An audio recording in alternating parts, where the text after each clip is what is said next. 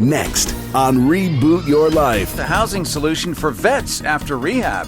Then, I think sometimes that's why we're here, is to tell each other the truth. four-time Oscar nominee Ethan Hawke on spirituality. Then, a recovery story from near death to getting back the life she loves. It's next. From Riverside Recovery, it's Reboot Your Life. Experience the ultimate reboot of your journey. Start anew and rediscover you. Transform your story. Rewrite your life. It's Reboot Your Life with Cary Harrison and Ashley Neal. And from the Riverside Recovery Studios in Tampa, Florida, Cary Harrison here with you, along with Ashley Neal. And thanks for listening to Reboot Your Life, where we help you get back the life you love. Well, it's no secret that our veterans are particularly susceptible to drug and alcohol problems, which can lead to homelessness and a disconnect from the care that's available to them. In some large cities, there are thousands of unhoused vets and limited solutions available. For many veterans, the issue is simply affordable and accessible housing upon returning to civilian life. And it can be from financial constraints or limited resources, difficulties, transitioning to civilian careers. Well, let's look at an exceptional problem solver and thought leader. And I'm talking about Mike Schmidt, a remarkable entrepreneur with over 40 years of international startup experience in tech and sales and marketing, and now what's called tiny housing. And he's based in Colorado. And Mike Schmidt, I want to welcome you to the show. Good morning, Cary. A pleasure to be with you. Glad to have you here, my friend. Hey, can you elaborate, Mike Schmidt, on how tiny houses could address the specific challenges faced by veterans in accessing housing during these times? Well, I'll tell you, as you know, low cost, affordable, single family housing is pretty much a pipe dream in this country. Even in Colorado, we're probably 120,000 houses shy of single family allotments needed to meet the population. But veterans have a tremendous challenge as they transition out of the military, not only with jobs and income, but being able to afford huge, down payments for single family housing. Even with VA, a lot of times it's not enough to cover it. And again, even with my company VSS, that we formed about 9 years ago here in Colorado Springs to be active in the local community for supporting veterans and their families. The challenge is the sheer supply of single family housing at an affordable rate. And Cary, you don't just jump into a McMansion when you start transitioning out of the military and getting a new job. It just doesn't happen. So we need a solution with tiny homes that can bring the cost down of the construction of the tiny homes, but a very special ability. Maybe we put them into tiny home communities, or what we like to call at VSS, a veteran village, a VSS village. So 20 or 30 tiny houses in a cluster and wraparound services around that. So you're talking about creating, we'll call it a community of interest with shared amenities that cater to the unique needs of veterans who are returning to civilian life, some of whom are going to be disabled. They may have emotional issues. They may have alcohol and drug addiction. All of this is going to be handled in some way. Yeah, that's one of the reasons I formed VSS back in 2015 with Tammy Donaldson. She's an ex-Army veteran, and she actually had a passion for supporting veterans. She did about 10,000 veterans over her 20 years while she was serving. So about back in 2015, we formed VSS to create a solution where she could deliver her wraparound like services, support for veterans to get their medical benefits increased, find housing, find food if they had emergency situations. And then I would focus on the tiny home side in looking at how can we address, the affordability factor for tiny houses and be able to bring the cost down and be able to do this in a VSS village context. So we really kind of hit it off and started pursuing this model. Yeah, there's an issue right now where we have in some big cities like Los Angeles where the weather is pretty good year round. So it tends to have 80,000 homeless people. Or unhoused. That's just the number that they're officially counting. It's probably more up to 120,000, and 25% happen to be veterans.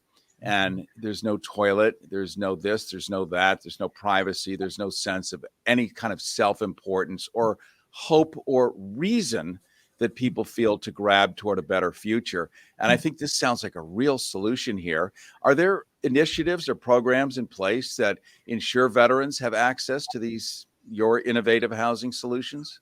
Well, not just myself, but there are a number of organizations around the country that have put together veteran villages. So it's not a new idea. It's the implementation cost of doing it, and it depends upon what kind of housing you build. You can build, shed type homes that have no kitchen or no bathroom facilities, and then put many of them on pads in a facility outdoors, and then be able to build a building that supports shared showers and bathroom and kitchen facilities. And a lot of the communities don't like those. They kind of, not in my backyard type of a model. But then if you actually want to build a real tiny house, that what we would call a transitional home, yes, you want to have a kitchen and bathroom, and it absolutely meets the dignity needs of veterans and their families. So in Texas, they've got a number of initiatives up and running that are quite successful. Some in Florida, some in California, some in Oregon that actually pioneered this well over a decade ago. But the real challenge, however, is how do you produce a facility that can have 20 or 30 homes and the wraparound services and address what I believe is one of the biggest challenges, is the provisioning of utilities. Because what you've got to do is you've got to be able to make it sustainable long term. And a lot of times, if you're building traditional stick homes with bathroom and kitchen facilities, it gets to be very expensive. And that's why we think that tiny homes is a way to be able to bring that cost down. We've got, say here in the state of Florida, we have a mandate that 15% of all houses need to be solarized at some point. And so there's a rush to solarize, but a lot of people who are maybe way older don't really understand it and think it's, I don't know what they think it is, but it's called cheap, and really cheap electricity forever that the sun makes, and your bills go down. I understand that you would be taking advantage of some of these federal mandates, state mandates that would also bring the costs. You mentioned utilities, which is everybody's big bad bugaboo on a monthly basis. That would be you'd be able to use modern technology to make these veterans even more comfortable. Well, and that's where part of the innovation of VSS, and we started talking about this concept years ago, was to create a VSS village of 20 or 30 of these tiny homes that are produced in a factory, and they're put on a trailer so you can wheel them in, and then integrate those trailers with a microgrid above ground that could facilitate electricity, gas, water, and waste. And yes, solar definitely plays a big role, but a lot of times people don't know the secret about solar in deep cycling those batteries. It's great when you got the sun out during the day, but at night you got to hit those batteries.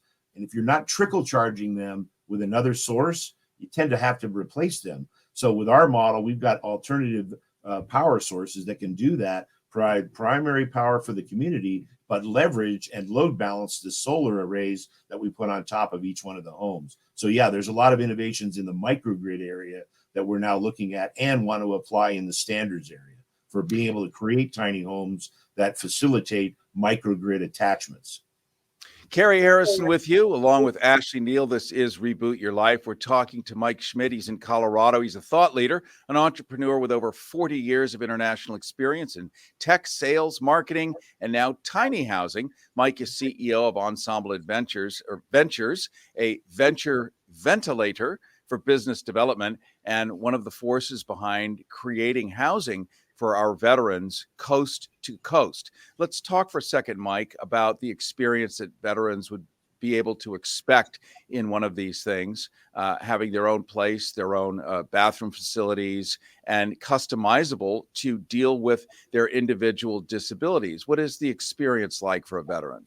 Well, one of the things that we've seen in a number of the villages around the country, that these facilities are handicap accessible. So they got to be on the ground floor, either accessible by decking infrastructure. And that's one of the things that we like about our microgrid approach. We would actually build an interface or an infrastructure around those homes to make it easy for handicap. But also you got to have shared, what we call wraparound services. So literally a shared facility that could be used for kitchen, for meetings, for behavioral health sessions, therapy sessions. And you really have to have that support infrastructure for these communities of veterans. And we've seen operators, in St. Louis and Colorado and Oregon that have kind of put together these unique shared service environments for veterans and their families. And in many cases, a lot of those start to extend into the general population requirements, because as you know, our homeless challenges across the country are just, mushrooming now. And the home building industry, the single family home builders, the developers are just not keeping up. So we really need this third rail of housing. So instead of HUD manufactured housing or modular prefab housing, we kind of have this tiny home structure or strategy right in the middle that could bring to the table this lower cost and attainable model. So let's talk about cost, because I think that's the first thing. Well, it's America, so it's how much. You go to buy something, you go on Amazon, how much? So, if you were to buy a manufactured home here, a modular house or something, I mean, the cheapest thing you could probably find anywhere might be 15 grand in the middle of the boondocks somewhere, an abandoned trailer. How much is one of these things going to run, and who's going to pay for it? Well, that's kind of the $10,000 question. I wrote an article back for Curb magazine back in 2017 when I was the Tiny Home Industry Association business development director, and actually when I got involved heavily in the tiny home industry. The real costs of tiny homes, and it really depends upon the quality of materials you build, the size, etc. Most tiny homes are under 400 square feet, and if it's on a trailer, it's got to be 8.5 feet wide by 20 or 30 feet long, and it can't be taller than 13.5 feet because that's the bridge standard across the country for a trailer. So the key, it really is in the materials. It's in the accoutrements, if you will, the appliances that are provisioned. Now you can build a totally suitable, what I would call a transitional tiny home for a family of 4, 2 adults, a couple kids, sleeping lofts, a main bed, kitchen, bathroom. You could literally build it for under $30,000 in materials cost, but you might sell it for $50,000 to $60,000. Then you have on the other spectrum, you got people that are servicing the RV park and resort market. These guys are building $80,000, $100,000 opulent tiny homes with all huge materials, granite countertops, expensive. West Hollywood, California they call them micro housing. It's the same thing. And they're doing it for elderly people who don't want to have a big yard and a lawn to mow and all the rest of it. It just kind of handles their basic needs. There is an interest there, as I imagine there would be a lot of well-meaning people with big hearts that would want to make private investment and help make this happen. So we're not looking for the government to fund this. Maybe the VA would have some interest too, but I think people could get involved and actually help make these communities exist, right?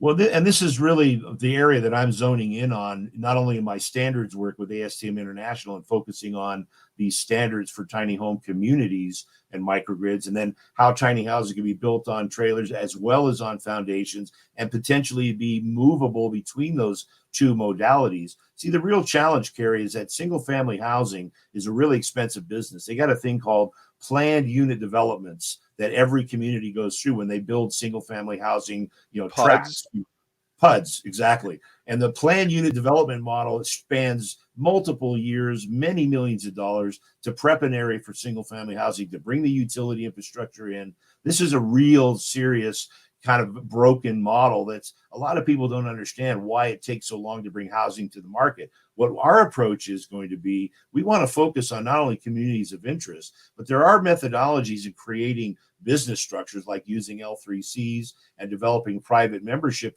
alignments to put tiny home communities on private property, and then allow private investors to be able to buy industry standard tiny houses that have been voluntarily consensus standards in the builds. We want to meet the health and safety requirements of the communities, but we want to have the ability to do multi-family housing on private property, 20 or 30 at a time, that not only we're buying the standard tiny home, but we've got the microgrid solutions and the innovative solar, the innovative fuel cells, the waste management. We bring all that together into packages that are pre-designed, pre-engineered, and then pre-certified, so that you don't have to have inspectors inspect every single build that you do. It's part of a modular package. It's almost the same way that we build cars. A car manufacturer builds a car design and it gets signed off by the government, and that car can show up on a lot across the country and you can go in and buy it. Well, why the hell aren't we selling homes the same way? We can build them modularly in a factory, and then we figure out innovative ways to hook them up with utilities to bring the cost down. We could be having a home building renaissance in this country if we just take a little bit different approach and not have to keep using the same old worn out methodology that we're using in each market. This is great. This is great because this problem affects every single person of the 370 million people living in the United States. Everybody's dealing with some kind of housing issue, whether they're dealing with mortgages or this or that, or trying to make decisions. And, you know, we're finally paying attention to our veterans. This is why this is such an interesting topic on Reboot Your Life, because not only do we help them at Riverside Recovery, you know, uniquely, probably the leader, certainly in the state of Florida and much in the South and the Southeast, where direct help is given. And now you're looking at direct help with housing. So you can help mind, body, spirit, physicality, and life on life's terms for real people. And that's awesome. How do we follow you and learn more about your tiny housing, Mike? Well, one of the things, my website's ensembleventuresinc.com. You can also hit it with ensembleventuresllc.com, but also veteransupportsolutions.com. That's veterans-support-solutions.com. And you kind of get a little bit of the history of what VSS has been talking about in our, what we call VSS villages, or veteran villages for veterans and their families. So there's a little bit more information there. I am going to be launching a new site for developing communities. I have purchased a company that's been at the forefront of L3C development for well over a decade, kind of as a tribute to the original founder. I'm not ready to announce it quite yet. We'll be bringing the website up here within the next 30 days, but I might break that on one of your other shows, Cary. But this is a community development model. How do we develop these communities? If we can get all the standards sorted out, and then we can start building them in this fashion, how do we then put them into communities and make them work? A question soon to be answered. In Colorado is Mike Schmidt, thought leader, entrepreneur with over 40 years of international experience in tech and sales and marketing, and now tiny housing, a solution for millions, and particularly appealing to our veterans as they come back and try to transition into civilian life where housing has been impossible. No longer so, it looks, in the future. Mike, CEO of Ensemble Adventures, venture ventilator for business development. Coming up, I kind of think sometimes that's why we're here, is to tell each other the truth and tell each other stories and make each other think, to try to figure out what the hell's happening. Riverside Recovery of Tampa was created to offer state-of-the-art treatment options to people suffering from addiction. The model was developed to meet clients and their families where they are at and provide them with the tools and education needed so that they can achieve long-term recovery. No two people are the same, and no two people have the same experience with addiction. And it is for this reason that we tailor each treatment plan to the unique needs of each individual. Located alongside the Hillsborough River in the heart of Tampa, Riverside Recovery offers the full continuum of care. And what that means is that we offer medical detoxification, residential care, day treatment, intensive outpatient, and outpatient levels of care. The program at Riverside is focused on high-quality clinical care offered in a safe, comfortable, and serene environment where everyone feels empowered to change the course of their lives. The stigma that surrounds addiction continues to be high on the list of reasons that people do not seek help. At Riverside Recovery, we are working to change the narrative and empower people to recognize addiction as a disease, not a moral failing. We can recover, and we do, as evidenced by the thousands of people who have taken that courageous first step in asking for help. The staff at Riverside understand what it's like to recover. In fact, over 75% of our staff are in long-term recovery.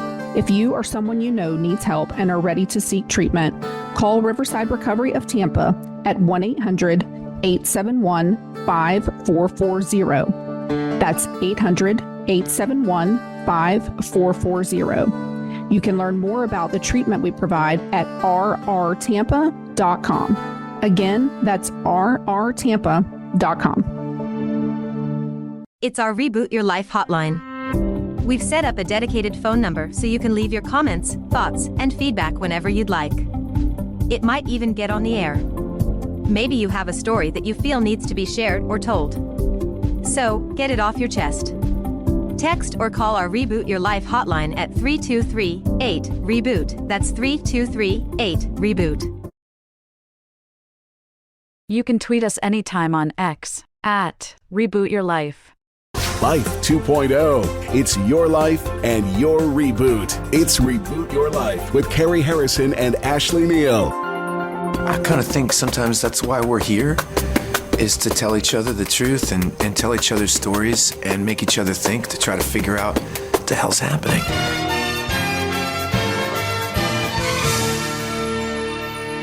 Ethan Hawke, predestination is a Calvinist term. I mean, you can sort of imagine, and God hath declared what your future, using my ancestors from the good old days. And yet, here you in your time travel world here, it challenges that whole notion of free will versus God's will, right?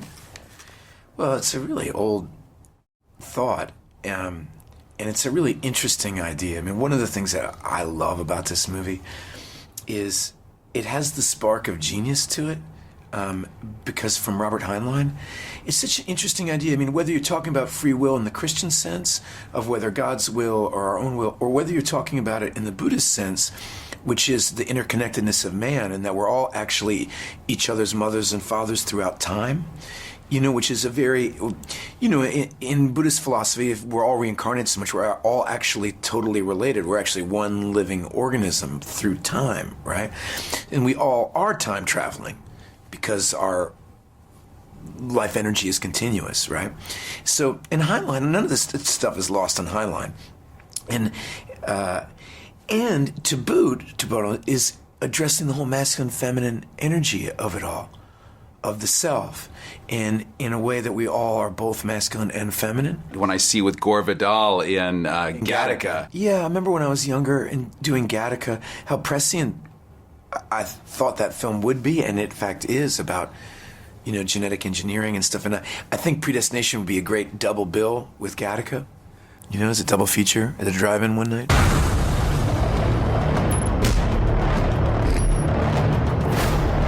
You're a gift given to the world through a predestination paradigm.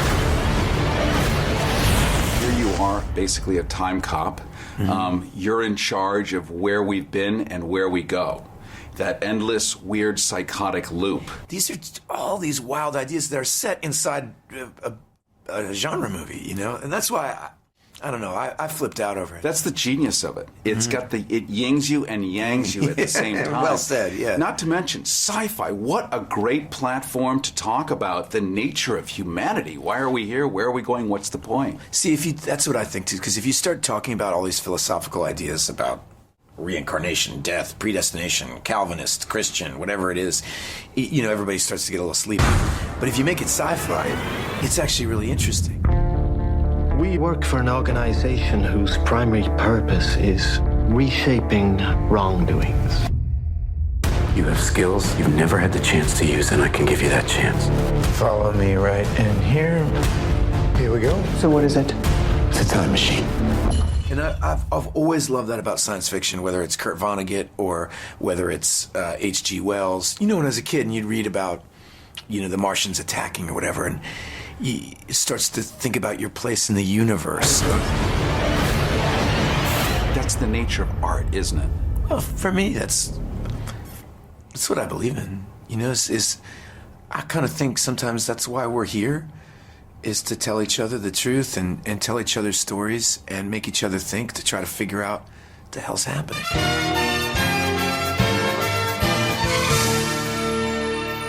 It is Reboot Your Life. Cary Harrison with you, along with Ashley Neal from the Riverside Recovery Studios in Tampa, Florida.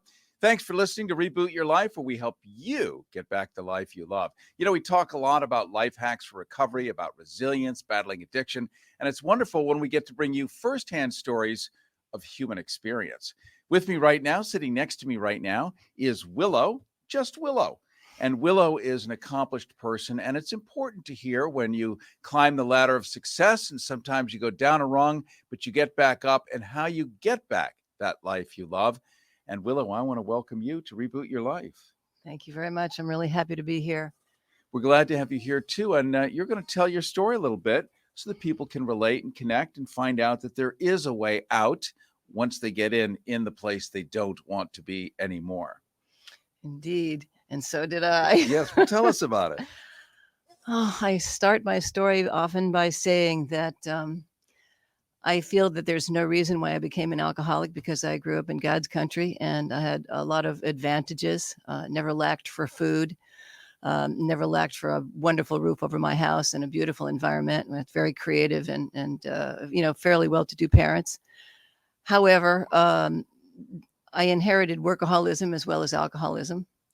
And my parents worked all the time. And so I pretty much grew up on, like Topsy. I pretty much entertained myself and felt that I was responsible for everything that happened in my life, and became very much of an isolationist. I grew up I was born in New York City, and then I grew up in Stone Ridge, New York, which is right near Woodstock, New York, upstate New York. And it's a really awesome place. And I spent a lot of time by myself, though. And at about 13 years old, I started drinking because my parents used to travel a lot, and they had started going back to New York City to work. And my brother and I would hotwire the 53 Chevy and drive around town and pretty much do whatever we wanted. Basically, there was no parental guidance for about a year. It took my parents about a year to discover that we had scared away the lady who was supposed to be taking care of us, and we're pretty much living without any parental guidance altogether. And so it took my parents about a year to figure out that we were living without parental guidance and just kind of growing up wild. And so I pretty much started just kind of doing whatever I wanted to do. And then my father would ground me, and then I would go out again. And it just kind of went back and forth and back and forth. My father and I had a love-hate relationship. He's a very interesting, creative man, but he was also a little crazy. You're talking about my father now. I am an incest survivor. Mm. I don't know where he got the idea that it was okay to crawl in bed with me at 12 years old and have his way with me, so to speak. But it pretty much froze me up when it came to having relationships with the opposite sex. And it never has been successful for me. I have had success in other areas of my life, but not in relationships. And it took me a long time to realize that it was just something that I should probably get a lot of help with and then let go. So in my teen years, my parents had moved back to New York City. I went back to New York City with them. And actually had already started drinking at 13 years old. When my parents were gone, we would have these wild parties at the house in the country, and that just kept on, through junior high school and high school. I went to a private school in New York City and started studying music. That was my first love, and decided that I wanted to go away to music school, was not allowed to do that. So basically I stayed in the city, and met a lot of people and drank a lot and got in a lot of trouble. Was actually not, how could I say it? It was an odd time. It was in the 60s when I went to high school. And people weren't acknowledging the fact that there was a problem with drugs and alcohol with people who weren't living in ghettos, people who weren't financially challenged. And yet my best friend jumped off a 5-story building because he was drunk out of his mind and decided, he couldn't stand being gay. And 7 of my best friends died when I was 17 years old. And all of them had to do with violent deaths that were a result of drugs and alcohol. And I absolutely at that point decided that God was out to get us and I was next. And so my drinking really took off at that point. Drugs are part of my story. It was, the era. We all smoked pot and took psychedelics. And I'm very fortunate that I lived through that era of my life. There was a certain period of time in my late teens and early 20s when I actually did hard drugs and absolutely was astounded that I lived through it. Had kind of a spiritual experience at one point, even before I got into the program, though, when I was in my early 20s, and never did it again. It's just something I woke up one morning and realized that if I ever did this again, I would be a junkie for the rest of my life. And so I started seeking help at that point. Basically, at that time in my life, where am I? We were back. Working in New York City at this point. I've graduated high school. I worked for a year and then went to music school in Florida. Never understood that I would actually be back living here again. Drinking was always part of my life. I took a lot of drugs and I drank, and I was very much of an isolationist. So I didn't learn how to create relationships in my life. I loved going to music school, but I decided with fingers like these, there was no way I was going to be a concert pianist. So I went back to New York and, got a job. At this point, I kind of got whatever kind of jobs I could get. I'm going to just point out for people listening who can't see, she has normal fingers. Oh, they're very small. Well, they're just normal fingers. So piano fingers, are about 8 feet long, and it's great. You can use one hand and play Ravel's right-handed concerto. You can play Liszt. It's great. Yes. But if you have normal hands, good luck. Yes. So that's what that means. Absolutely. Because you're imagining with these hands, it's like, oh my God, what is it? No, they're just normal hands. They're just normal hands, but they're actually even shorter than normal hands. So I ended up not having a successful experience at the music school that I went to. And so I went back to New York, and my father insisted that I get a job, and I got a job and decided that I wanted to go to art school. And because my parents were both artists, they were fine photographic illustrators, and I was very intimidated by their work. But at one point I decided I wanted to go to school to study art. And every year my father told me, no, you're not ready. And so I just kept drinking and working and doing what I was doing and going from one relationship to another. And they were never very successful. And I just felt totally lost. I didn't really know what I wanted to do with my life. I wanted to do something creative, but I had absolutely no idea what I wanted to do. But eventually I was able to save enough money to go to school, paid my own tuition, went to School of Visual Arts in New York. I don't know, am I allowed to say that? Yes, I'm sure they'd love it. And I loved painting. I fell in love with painting. I would rather paint than buy lunch. And, finished a program there.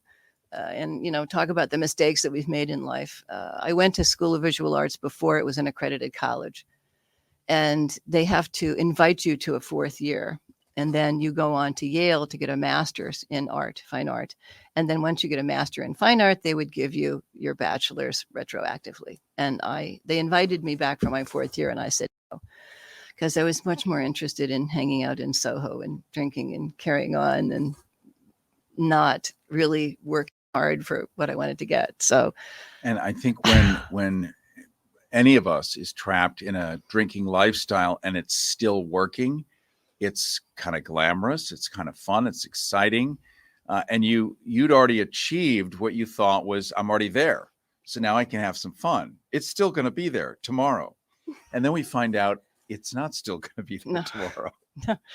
No, absolutely not. Time went on, and I wasn't really getting anywhere, and I was not very happy. I was having, terrible relationships and living in wonderful spaces. I lived in this fabulous loft. It had like 50 by 50 basketball court floors with a 12 by 20 foot skylight in the ceiling and plants. And, I lived in an all silk parachute that was, draped from the ceiling. And it was a great lifestyle, but I felt empty inside. I couldn't have a decent relationship. I didn't know how to speak to people. I lied, I cheated, I stole. I did everything that you would not imagine that somebody in my position would do. And it just kept hurting more and more and more inside. And eventually I ended up moving further south out of Soho into another area. And at one time ended up working in Wall Street, which was kind of very odd, but it was a perfect job for me because I had decided that I wanted to learn how to fly.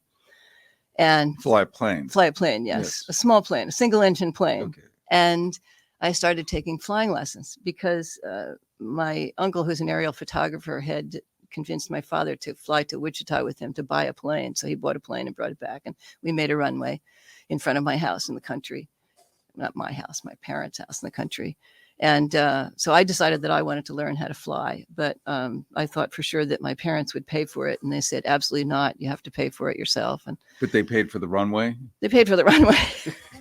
So I think what's fun about this is ridiculous is what it is. It's ridiculous. And everyone has their own version of something like this.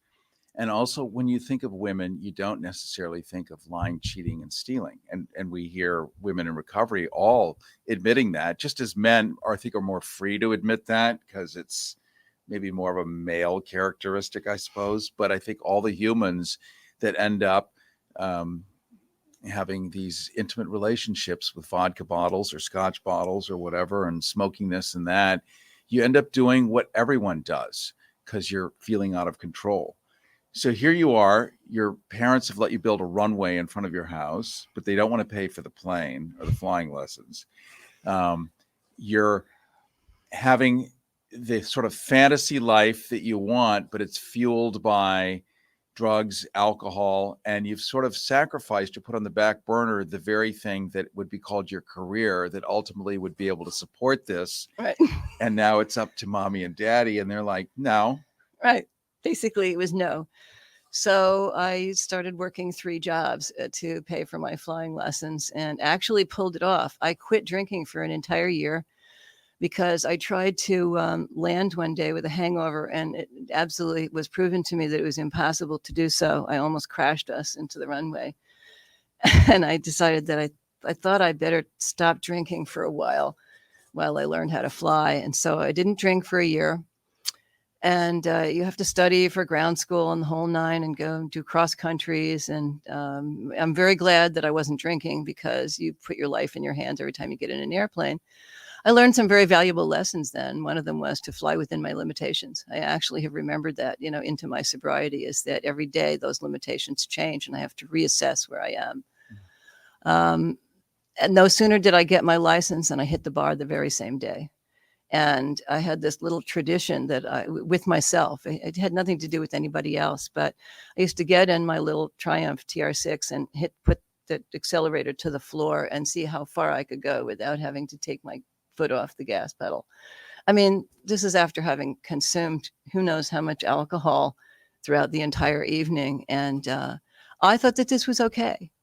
And we're going to pause here for a second. We're going to find out how that went. And then you found the life you love. You got it back. You made a decision. You hit bottom, and how that took you, and how we can all relate to that as we continue here on Reboot Your Life. Hang on, your reboot reboots in a moment. Did you know that Riverside Recovery of Tampa embodies a holistic approach to addiction treatment? With a team of compassionate professionals dedicated to guiding people towards lasting recovery, Riverside Recovery provides a comprehensive range of evidence-based therapies, counseling, and support services. Riverside Recovery understands that every person's journey is unique. Their personalized treatment plans are crafted with care, addressing the individual needs, challenges, and aspirations of each resident. Whether someone is navigating the early stages of recovery or seeking ongoing support, Riverside Recovery stands as a steadfast partner on the path to wellness. At Riverside, recovery is not only possible, but also a transformative journey towards a brighter, healthier future. Ask folks who've been there, people who have rediscovered their inherent worth and potential. Located in the serene surroundings of Tampa, Riverside is a peaceful retreat of tranquility conducive to self-reflection and healing. Riverside Recovery believes that the journey to recovery is not about just overcoming challenges, but also about discovering your own inner strength and resilience.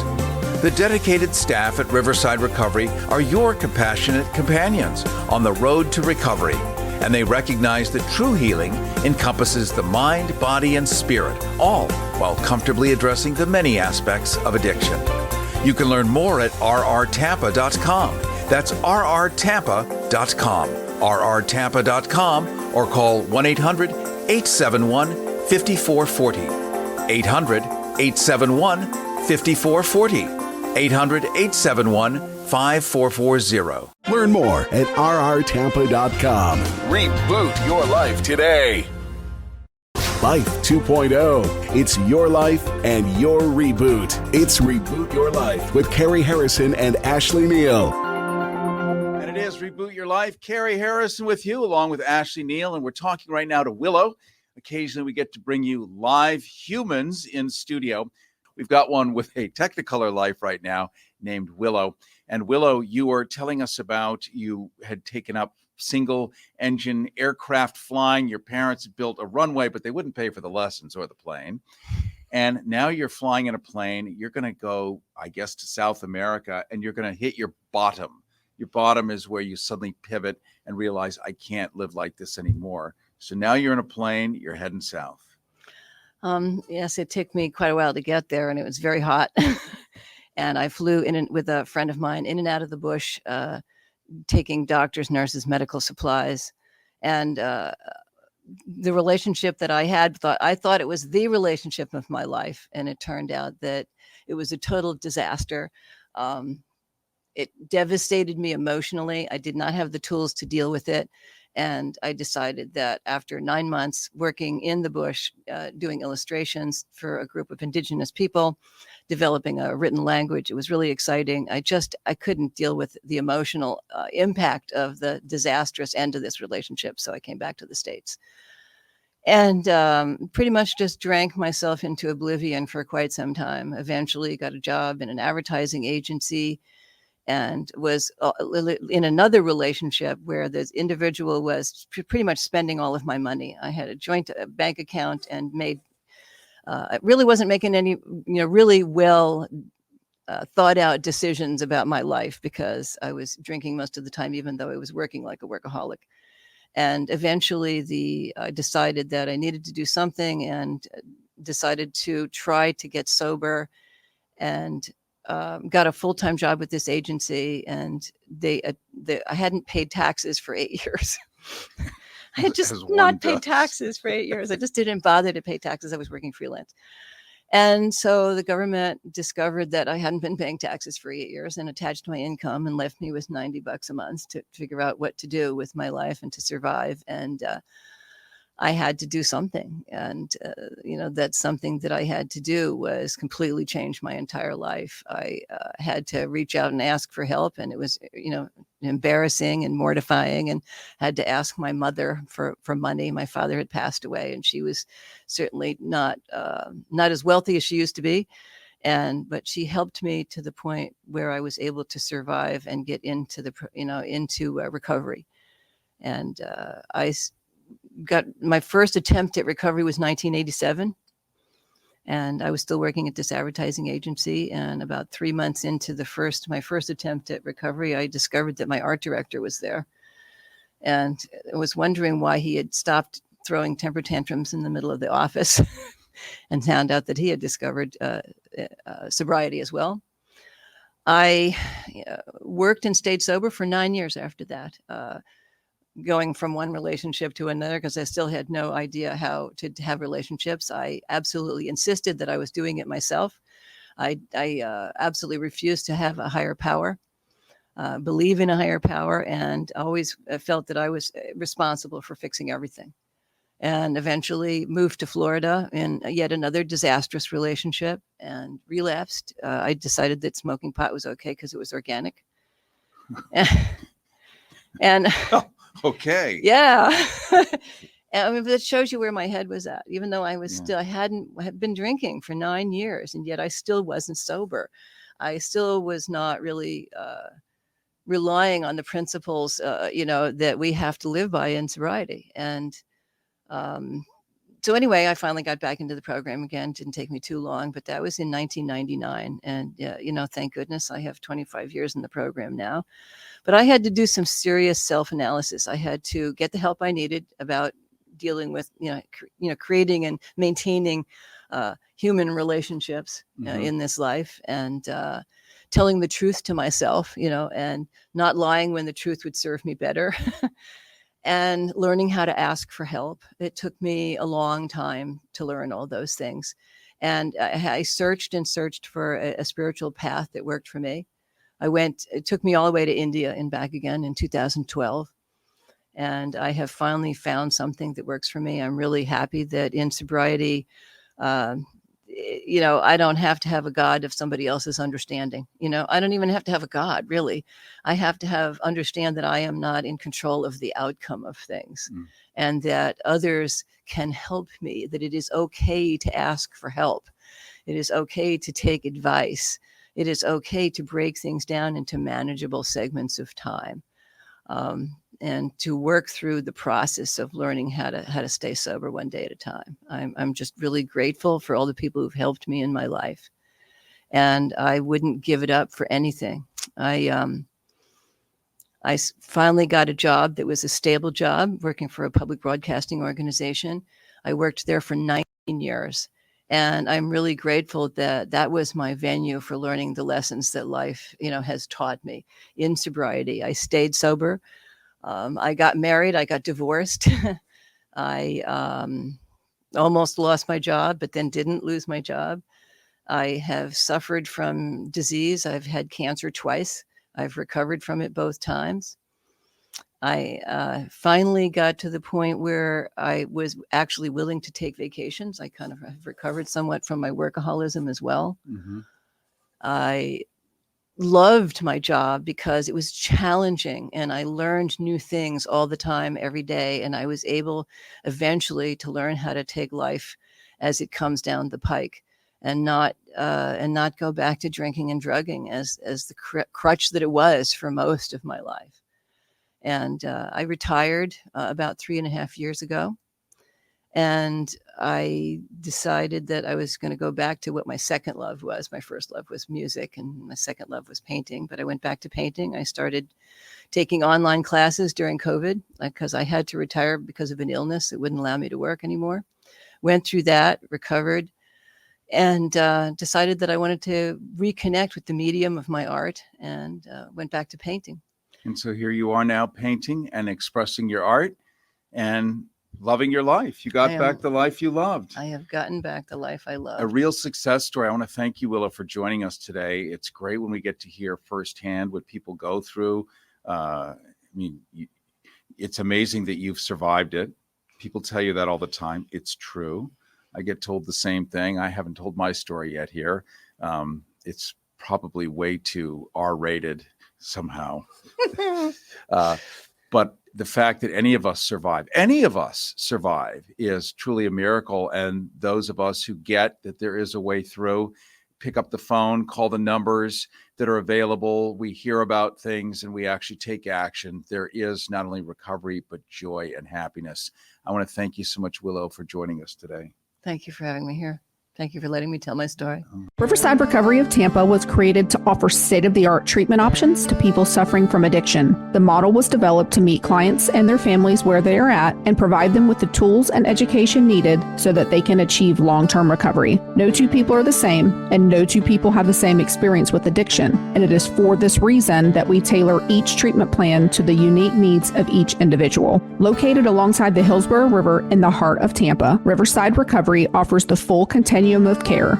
And what that means is that we offer medical detoxification, residential care, day treatment, intensive outpatient, and outpatient levels of care. The program at Riverside is focused on high-quality clinical care offered in a safe, comfortable, and serene environment where everyone feels empowered to change the course of their lives. The stigma that surrounds addiction continues to be high on the list of reasons that people do not seek help. At Riverside Recovery, we are working to change the narrative and empower people to recognize addiction as a disease, not a moral failing. We can recover, and we do, as evidenced by the thousands of people who have taken that courageous first step in asking for help. You can discover more at rrtampa.com. That's rrtampa.com. Or reach out at 1-800-871-5440. That's 800-871-5440. 1-800-871-5440. Learn more at rrtampa.com. Reboot your life today.